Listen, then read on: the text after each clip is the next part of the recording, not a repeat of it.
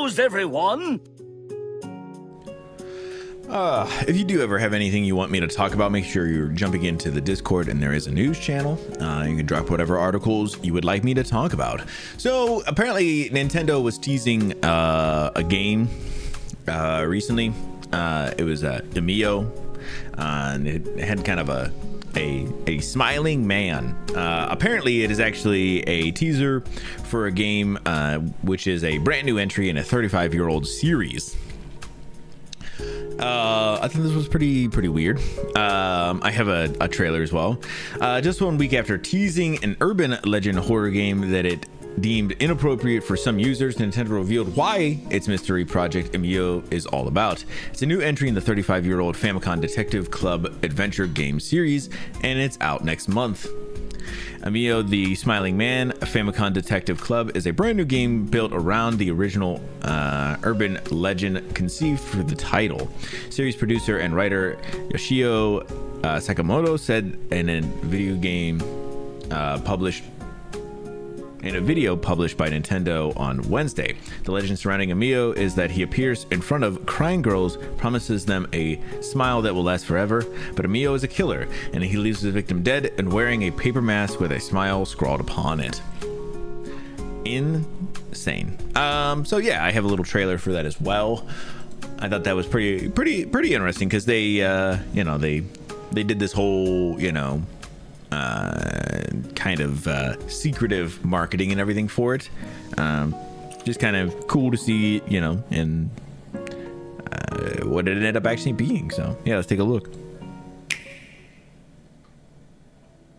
皆さんこんにちは。任天堂の坂本です。ファミコン探偵クラブの最新作エミオのプロデューサーです。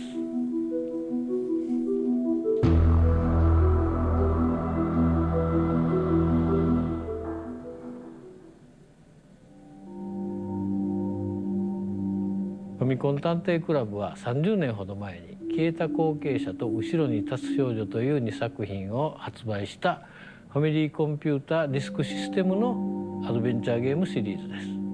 どちらも自分で解き進めていく映画というようなイメージでゲームデザインしました。2021年に任天堂スイッチでリメイクしたんですけども、それをやってみてね、これは絶対にファミタンの完全新作を作らなあかん、良いものができると思ってやろうと決めました。30年越しの新作ですからね、プロット作りから脚本、カットシーンの演出に至るまで細かな部分も全てやりました。The Smiling Man.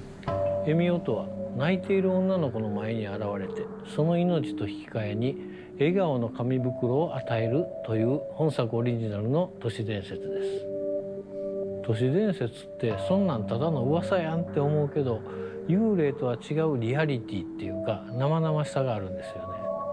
その噂の背景をしっかり描くことで事件の見え方そのものが変わってしまう。それを問いかけるようなストーリーにしたかったから、今までにはない思い切った仕組みも取り入れました。本作ではこのタイトルにもなっているエミオという都市伝説、そしてそれによく似た殺人事件をめぐって宇津木探偵事務所が事件解決に挑みます。It's interesting. 本作エミオは過去作とリメイクからのノウハウと温めてきたアイデアをフル稼働させて、脚本も演出も思いっきりやるつもりで、信頼できる仲間たちと感性をぶつけ合いながら作り上げました。ファミコン探偵クラブの一つの完成形といえる自信作です。自分が描きたかったものをストレートに表現しているので、特に結末は人によっては賛否が分かれるかもしれません。そんな本作だからこそ、世界中の人々に一人でも多く触れてもらって、それぞれが思ったことや感じたことを長く語り合ってもらえればと思っています。お客さんたちのいろんな声を早く聞いてみたいですね。Interesting. August 29th. All right.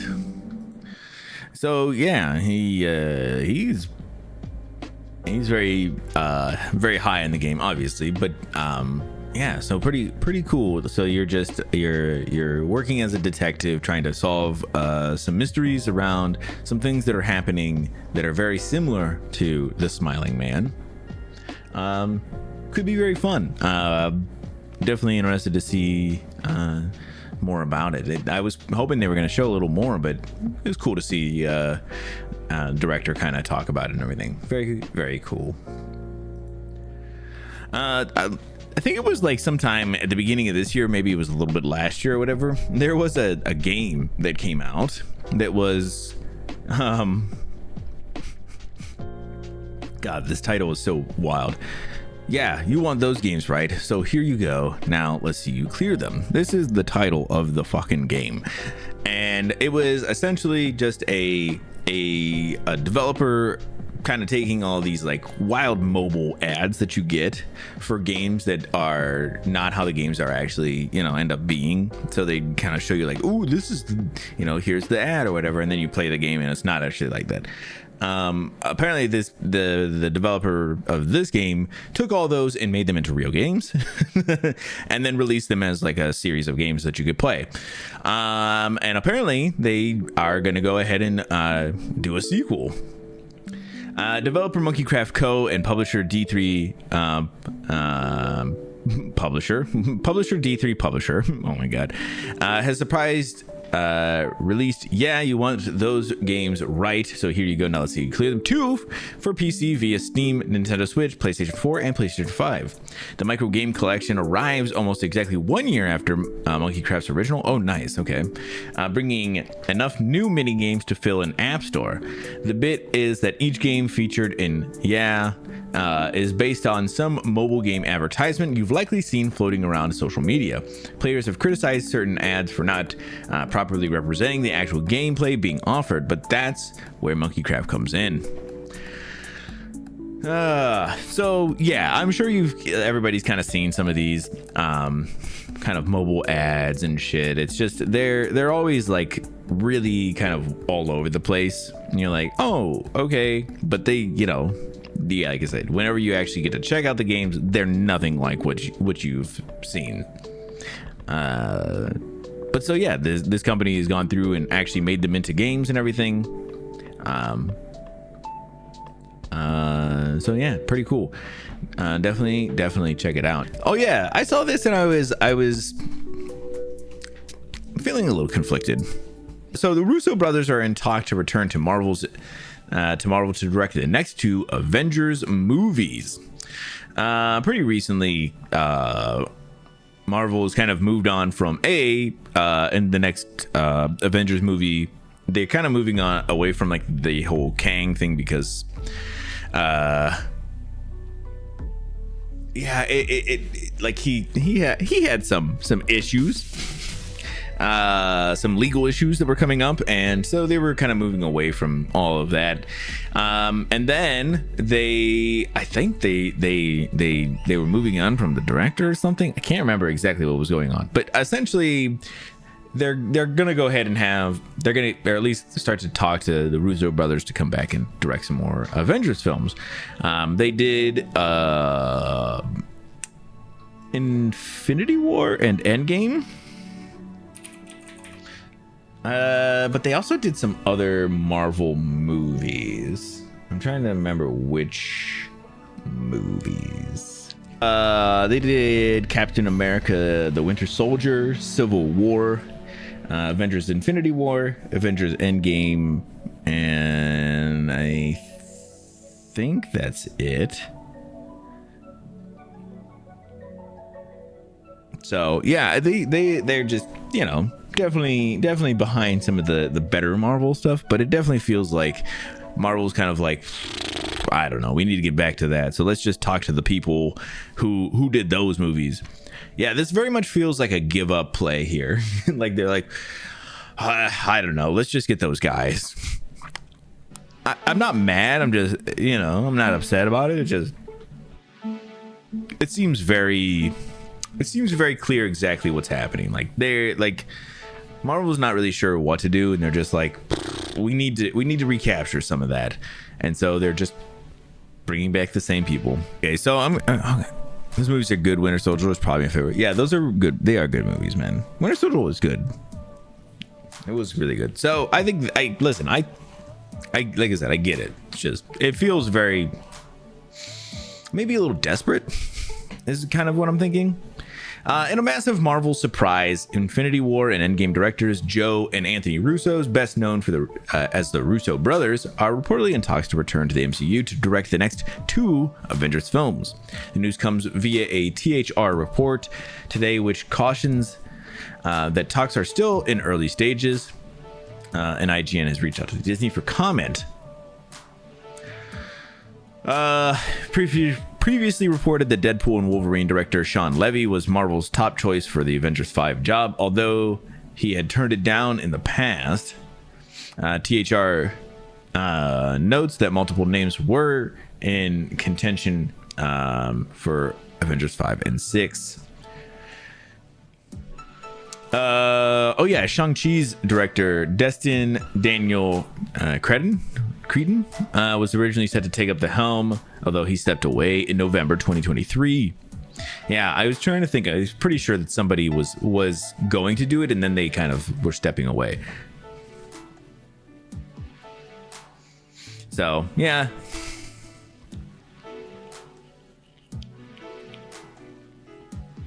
Again, not surprising. They're over here like in a massive Marvel surprise, bro. It's not even surprising slightly. Seems to be struggling, so they gotta. I get it. I definitely get it. Although I think Deadpool is next week, and I think that we'll see how that kind of goes. I think that's going to be pretty huge for them. Yeah. Speaking of Deadpool, though. Deadpool star Ryan Reynolds says he used his own paycheck to bring writers onto set for the first film. So as kind of Deadpool is nearing, like I said, I think it's next week. There's going to be, there's a lot of press and stuff coming out, interviews, things like that. And this is kind of from like an interview he did recently. Speaking to the New York Times, Reynolds commented on the drastic different entertainment landscape to the original film's launch into when Deadpool wasn't part of the indomitable Marvel Cinematic Universe, but instead the less revered X-Men franchise. No part of me was thinking when Deadpool was finally greenlit that this would be a success. I even let go of getting paid to do the movie just to put it back on the screen. They wouldn't allow my co-writer Rhett Reese and Paul Wernick on sets, so I took the little salary I had left and paid them to be on set with me so they could form a de facto writer's room. Yeah, it's one of those things. I know that Ryan Reynolds kind of burden or carried a lot of the early stuff of Deadpool to really get it made and everything, and it's become such a huge thing at this point. So it's just interesting to see like the lengths that he went to kind of make sure that these things happen, which is cool. I always think that's kind of pretty cool. But kind of in that same vein, for whatever reason, Microsoft has made an Xbox controller shaped like Deadpool's ass. I'm not sure what the ergonomics on something like this would be, but I'm sure it's probably not good. To coincide with the upcoming Marvel movie Deadpool and Wolverine, Microsoft has made a new Xbox controller shaped like Deadpool's ass. Revealed on Xbox Wire, the new Xbox wireless controller is modeled after Deadpool's much desired perfectly rounded tush.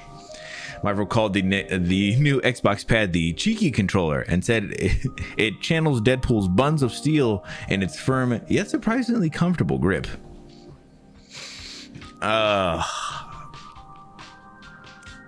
I mean, listen, it's not even like it's like a bad looking controller. I mean, outside of, the pretty huge badonk on the back, but the actual like texturing of the controller, color scheme, everything looks like it's actually very nice. I don't think that would be comfortable, bro. Your hands would be like you're like literally like you're gonna be gripping some cheeks in the back there, right? Shit. Annoyingly, Microsoft is making this Deadpool ass Xbox controller available only to competition winners, as it's done repeatedly with previous eye-catching accessories. Fans age 18 plus worldwide can enter for a chance to win the Deadpool collectible by following Xbox on Twitter and retweeting the official Xbox sweepstakes tweet. Next up, I have a trailer for No Man's Sky. No Man's Sky is getting another update, but this one apparently is a very big update. Why pass up merch opportunities? Yeah, that's true. But for whatever reason they do, because I guess they don't really care that much about it. The sales and something like that. I don't know.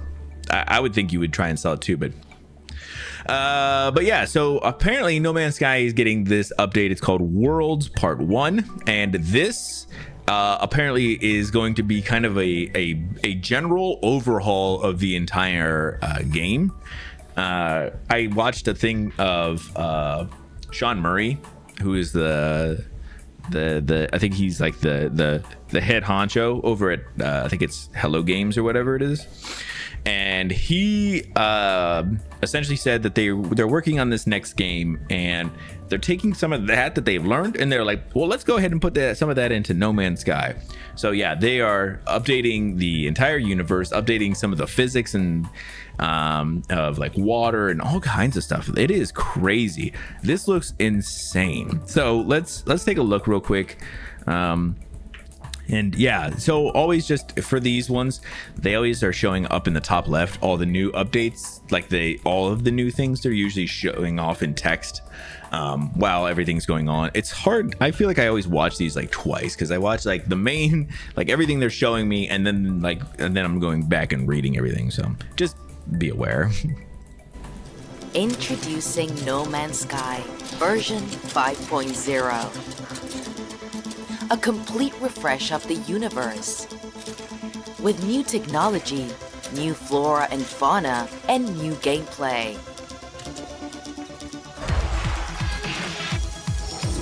Planet variety is far beyond what was possible before.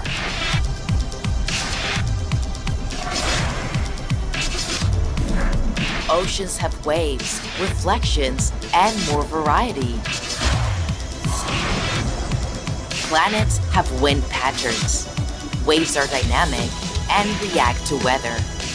On the surface of the planet, there are new volumetrics and atmospherics. New cloud tech allows detailed clouds and weather conditions. In storms, waves, wind, and clouds interact for incredible immersion.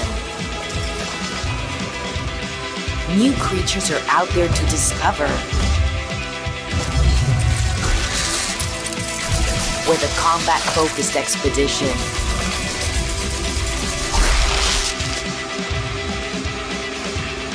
Our journey continues.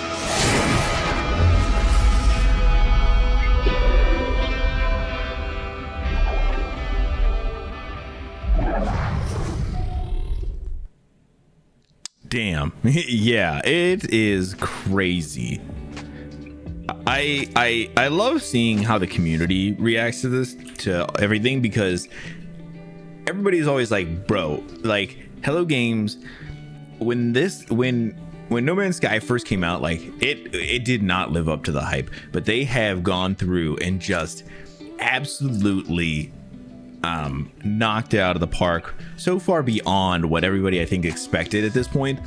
And they're just constantly, they're always doing more, and I think everybody's always like, they have absolutely redeemed themselves, but also gone so far above and beyond that people are just like, they're like loyalists now. People love this. So testing these things on No Man's Sky for that upcoming IP, yeah, that's what he said, partially. So yeah, How did the game go from being nearly being sued to becoming an absolute gem?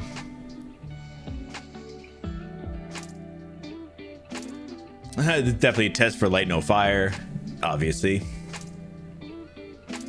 Developers have read the book From Zero to Hero. All right, a couple more here. Nintendo has announced a Joy-Con charging dock ahead of the Switch 2. People are so hyped that 7 years into the console, they're finally getting a Switch dock or a Joy-Con dock. Only 7 years in. At the end of its life, the Switch is still getting new accessories. Nintendo announced the handheld hybrid console will be getting a dedicated charging station for Joy-Con controllers in the fall. The timing is so strange, it feels like it might have had something to do with the Switch 2. The Joy-Con charging stand two-way accessory was revealed on Twitter via the Nintendo Europe account today. It looks like a Joy-Con grip with a USB-C port and a small platform to hold it up. We don't know the price yet, but the device comes out on October 17th. The response from fans is what you might expect. Nice accessory, but I feel like this should have been a thing 7 years ago. Can I plug it into fix my drift? Every other modern console has had a controller charging accessory since basically whenever it came out. But not Nintendo. Nintendo waits. They waits until the very end, you know? Recently I was talking about the Xbox Game Pass price hikes and how they were kind of sorting some of their different tiers of, Game Pass and everything. And apparently the FTC is calling it exactly the sort of consumer harm it tries to stop. I thought this was kind of interesting just because when I was going through everything, the price hikes are whatever. I'm like, I don't super love the price hikes, but the way that they're like sorting all these different tiers into everything and doing all that kind of stuff, I was like, this is so confusing and really dumb. And apparently the FTC thinks so as well. On Wednesday, the Federal Trade Commission pointed to Microsoft's recent price overhaul of Xbox Game Pass as evidence of the harm its merger with Activision Blizzard has had on consumers. Agency filed a new letter in its ongoing appeal of last year's deal, calling the changes exactly the sort of consumer harm from the merger that the FTC alleged. Despite losing its lawsuit seeking an injunction to freeze Microsoft's purchase of Activision Blizzard in July 2023, the FTC appealed the decision with the U.S.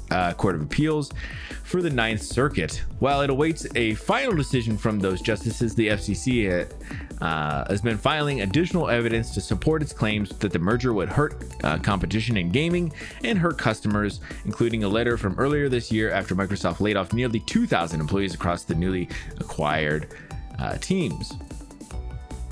Today's letter tries to use Microsoft's recent messy changes to Game Pass to support its case, pointing to the fact that Game Pass for console is going away for new and lapsed subscribers and will be replaced by a more expensive standard bundle that doesn't include day one releases like this fall's Call of Duty Black Ops 6 acquired as part of Activision's deal.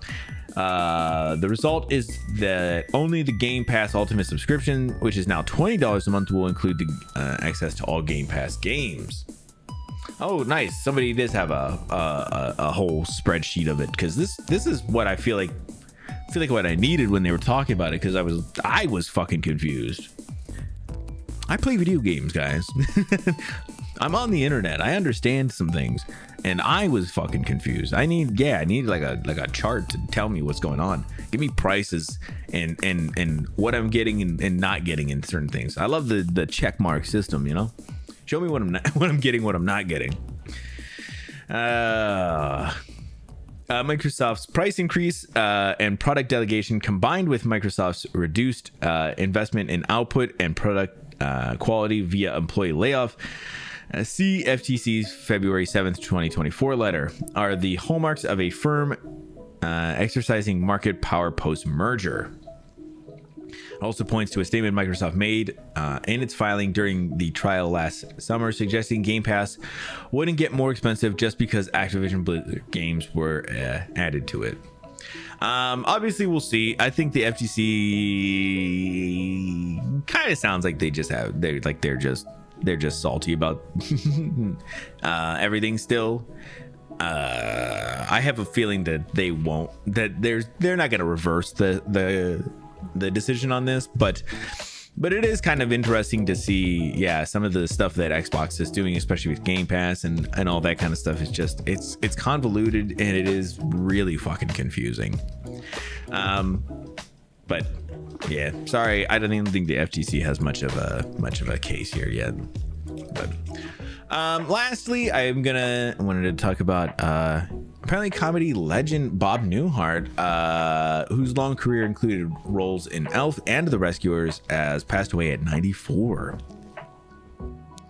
Comedy pioneer and icon Bob Newhart passed away at 94. Newhart's publicist Jerry Digney confirmed the news today, saying that the star died following a battle with a series of short illnesses. He's best known for shows like Newhart and The Bob Newhart Show, but has appeared in a long list of projects throughout the last 50 years. Yeah, 94.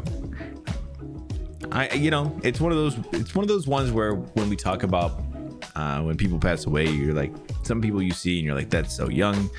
94, like, he wasn't young.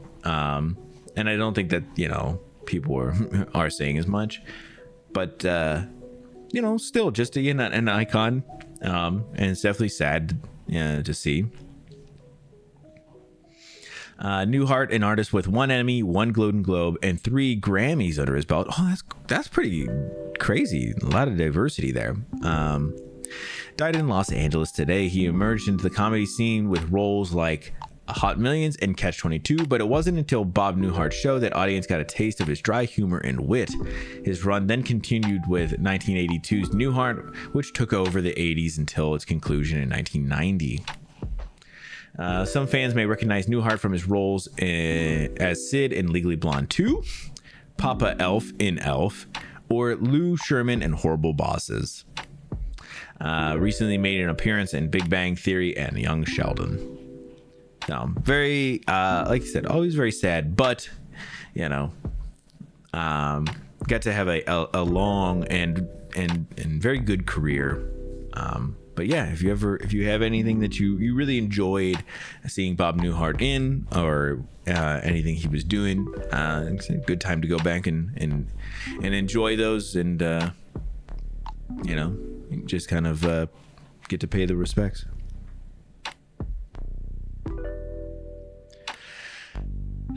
All right, that is gonna go ahead and wrap it up for the news. I appreciate y'all coming and hanging out, but I will see y'all on the other side.